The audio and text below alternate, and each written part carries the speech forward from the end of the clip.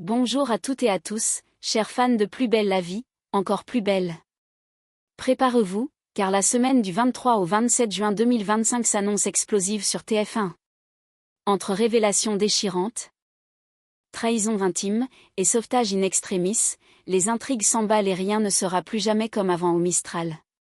Luna et Chloé sont toujours portées disparues, mais leur état devient critique. Tandis que Babette et Mathieu Sorigny remontent peu à peu la piste du ravisseur. Un détail médical inattendu, une épidémie de teigne, pourrait bien tout faire basculer. Une course contre la montre s'engage. Et leur passé commun en mission humanitaire leur permettra d'orchestrer un sauvetage aussi héroïque qu'émouvant. Mais cette épreuve ne sera pas sans conséquences. Une lettre bouleversante, écrite par Mathieu à Babette, viendra semer le doute dans le couple qu'elle forme avec Patrick. Faut-il craindre la fin de cette union emblématique du Mistral? Du côté d'Apolline, c'est la descente aux enfers. Son mensonge sur l'examen du barreau éclate au grand jour, brisant la confiance d'Ulysse, mais aussi celle de Steve, injustement mêlé à sa supercherie. Isolée, à bout, Apolline se retrouve face à ses fautes. Va-t-elle sombrer ou rebondir? Quant à Samuel, il s'enfonce dangereusement dans l'addiction aux antidouleurs. Malgré les soupçons de Jennifer, l'alerte de Morgan et les tentatives de Idriss, il s'enferme dans le déni. Jusqu'où ira-t-il avant qu'il ne soit trop tard? Enfin, Thomas, en quête d'amour, pourra compter sur un allié inattendu. Vadim, qui lui organisera un speed dating plein de tendresse et d'espoir. Et si le bonheur était à portée de main? Restez bien avec nous, car cette semaine à venir dans Plus belle la vie. Encore plus belle vous promet des moments de tension extrême, des émotions à fleur de peau, et des choix qui pourraient changer à jamais le destin des héros du Mistral. La semaine prochaine dans Plus belle la vie, encore plus belle, Apolline sera rattrapée par ses mensonges, et cette fois, les conséquences risquent de tout faire basculer. Le secret qu'elle gardait depuis plusieurs semaines éclatera au grand jour, Apolline n'a jamais passé l'examen du barreau. Face à la vérité, Ulysse tombera de haut. Lui qui avait tant cru en elle, qui l'avait soutenue, poussée à persévérer malgré ses doutes, se retrouvera blessé, trahi, profondément déstabilisé. Le lien de confiance entre eux sera mis à rude épreuve. D'autant que cette révélation remettra en cause l'intégralité de leur projet de vie. Pour Ulysse, c'est un choc émotionnel et moral. Mais dans cette tempête, il ne sera pas seul. Sa famille, soudée face à l'adversité, jouera un rôle essentiel. Son oncle Hector, notamment, prendra les devants. Conscient de ses propres erreurs passées, et en quête de rédemption, Hector décidera de se rapprocher de Vanessa Kepler, bien décidé à réparer ce qu'il a contribué à briser. Son soutien envers Ulysse sera sans faille, mêlant culpabilité, tendresse et désir sincère de protection. Quant à Apolline, confrontée à l'ampleur de son mensonge et à ses conséquences, elle vivra une profonde remise en question. Ce qu'elle redoutait tant, perdre l'estime de ceux qu'elle aime, est désormais une réalité.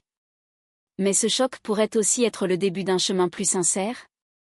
Une étape nécessaire pour reconstruire, autrement, sur des bases plus solides.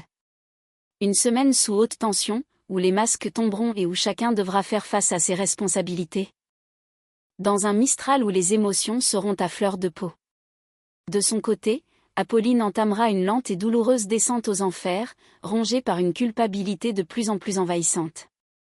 Incapable de se regarder en face, elle portera le poids écrasant de son mensonge comme une punition silencieuse. Car ce n'est pas seulement un échec scolaire qu'elle devra affronter, mais bien une trahison intime.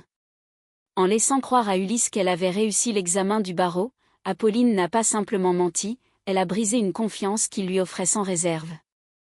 Elle mesure désormais l'ampleur du mal qu'elle a causé, non seulement à l'homme qu'elle aime, mais aussi à elle-même.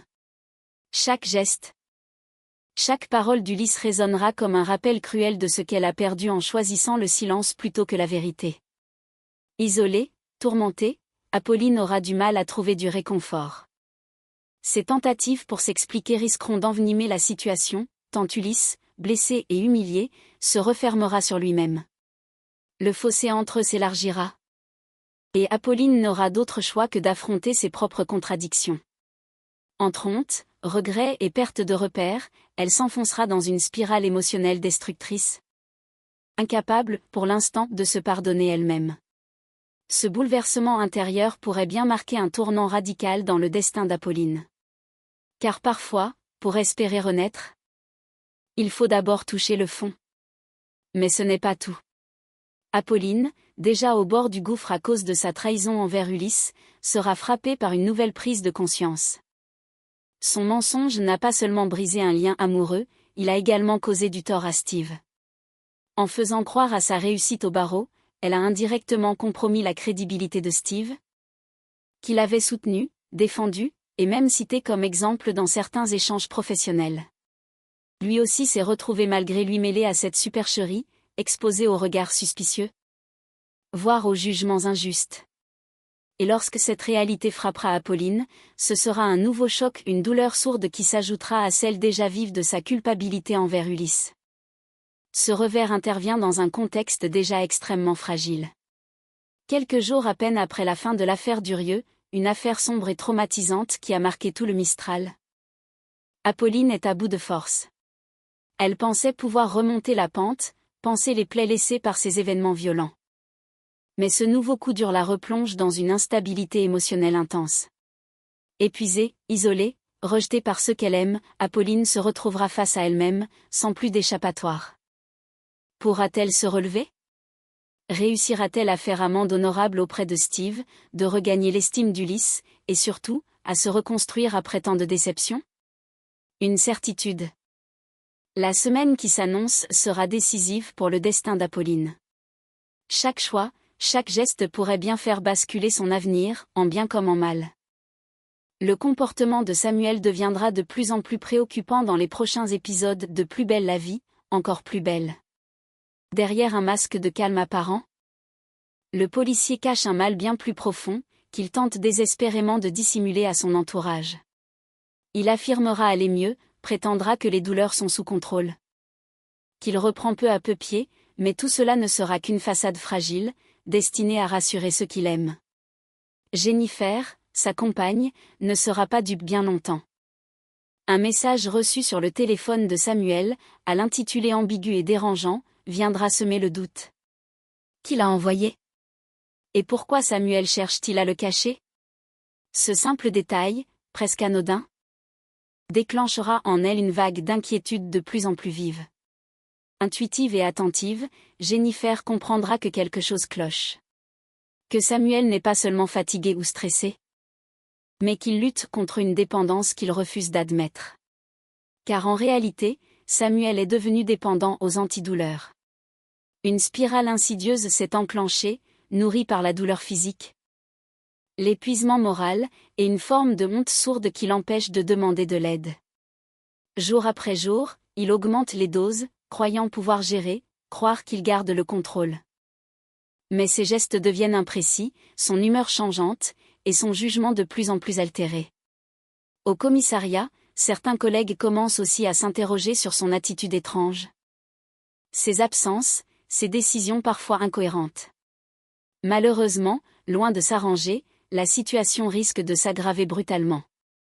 Si Samuel persiste dans le déni, s'il refuse de reconnaître son addiction, il pourrait non seulement mettre sa carrière en péril, mais aussi mettre en danger les personnes qui lui sont chères.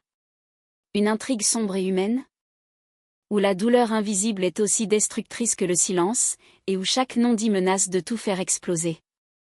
Face à l'attitude de plus en plus instable de Samuel, Morgane ne pourra plus rester silencieuse. Observatrice, professionnelle et surtout profondément attachée à son collègue, elle commencera à relier les indices, les sautes d'humeur, les absences inexpliquées, les réactions décalées, et surtout ce regard éteint qui ne lui ressemble pas. Ce n'est plus un simple coup de fatigue, quelque chose de plus grave est en train de ronger Samuel de l'intérieur. Inquiète, Morgane choisira de briser le silence et de se confier à Idriss.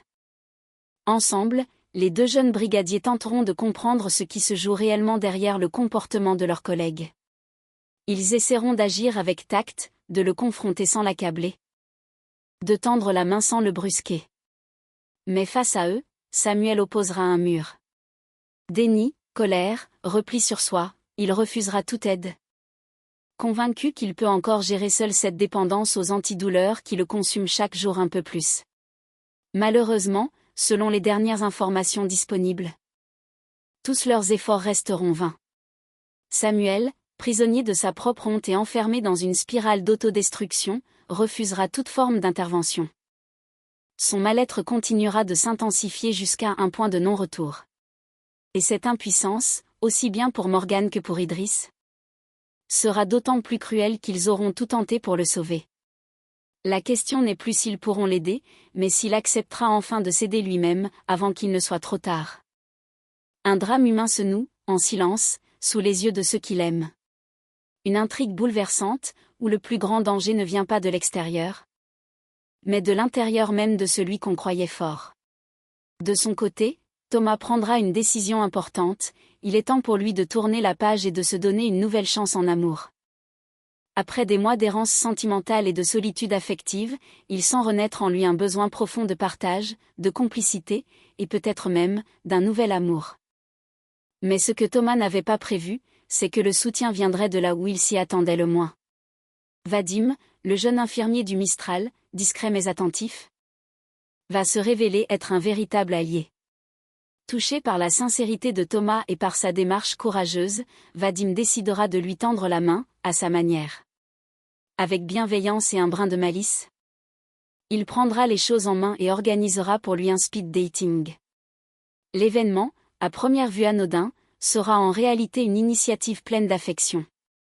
Thomas, d'abord hésitant, se laissera convaincre par l'énergie positive de Vadim.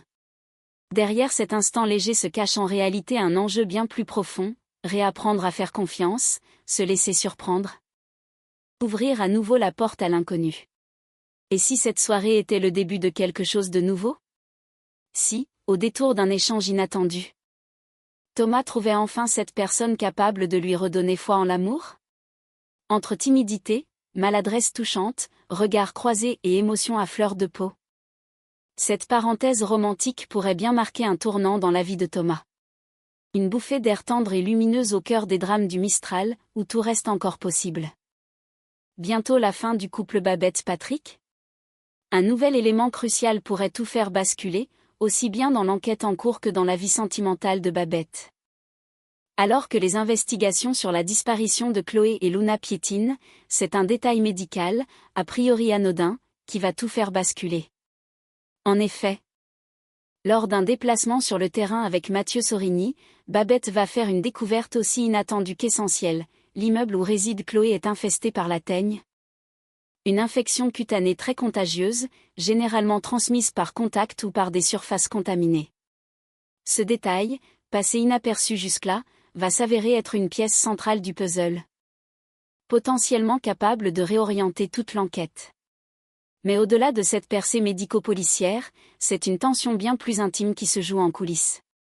À force de passer du temps ensemble, dans un climat d'urgence, de confiance et d'émotions fortes, Babette et Mathieu vont se rapprocher davantage.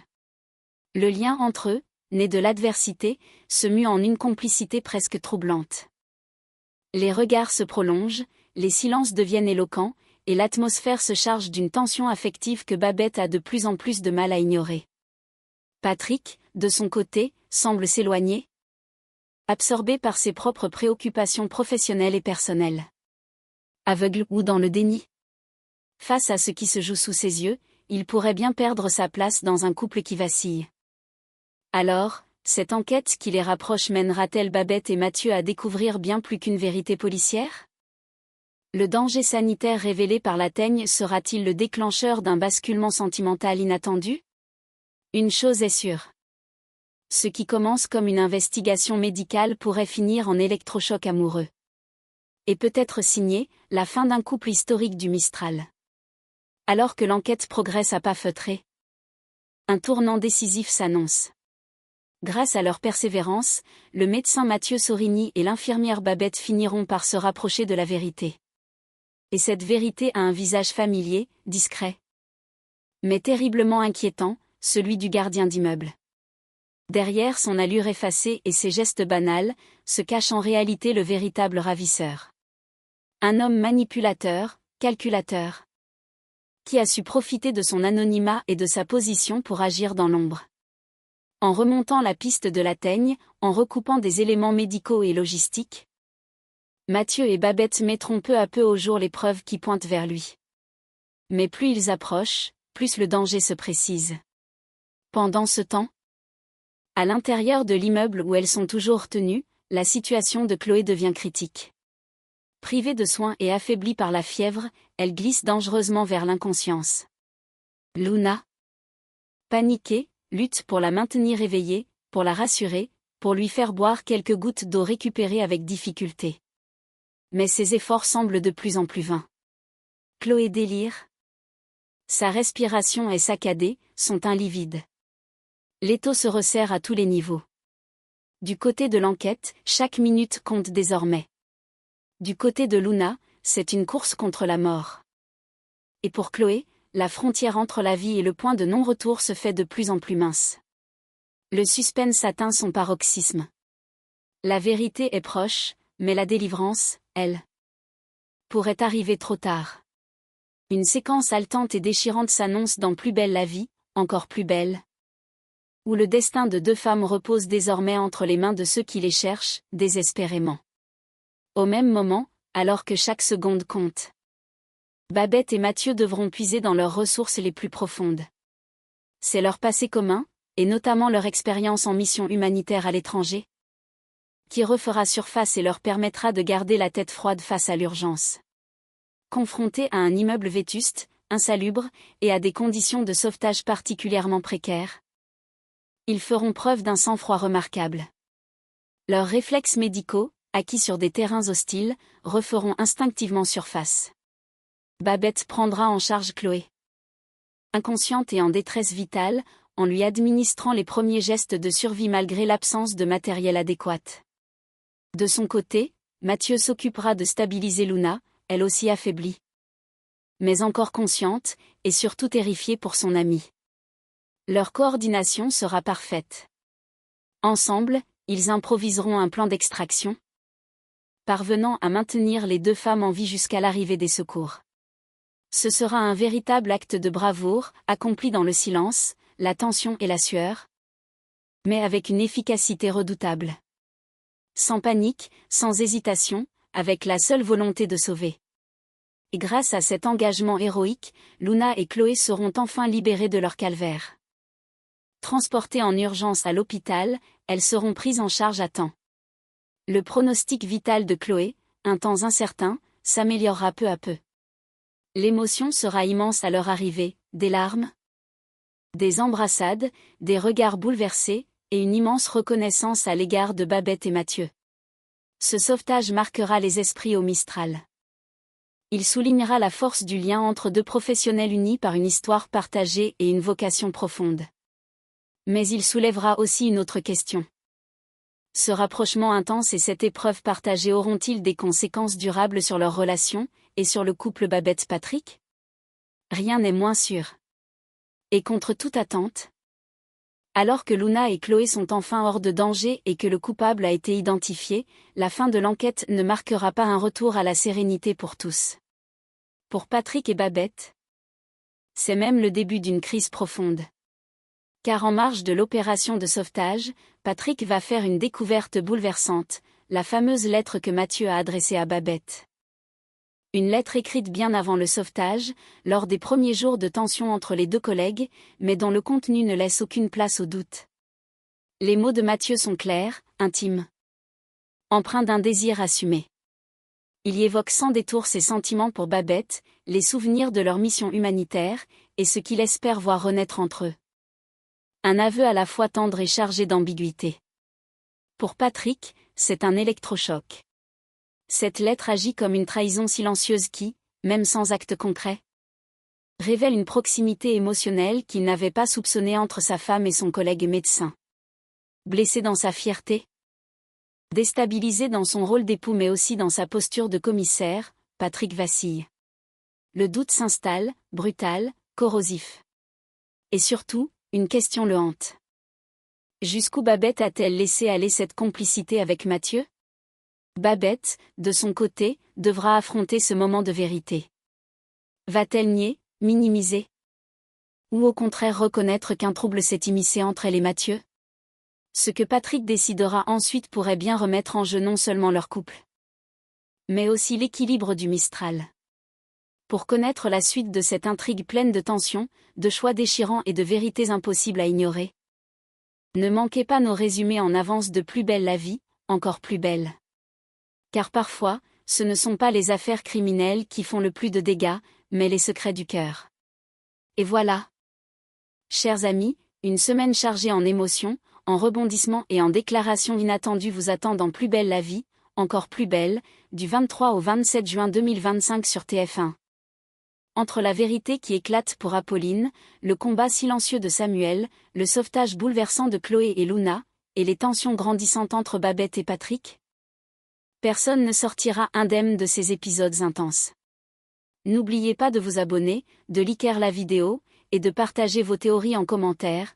Croyez-vous à la fin du couple Babette-Patrick? Apolline mérite-t-elle une seconde chance?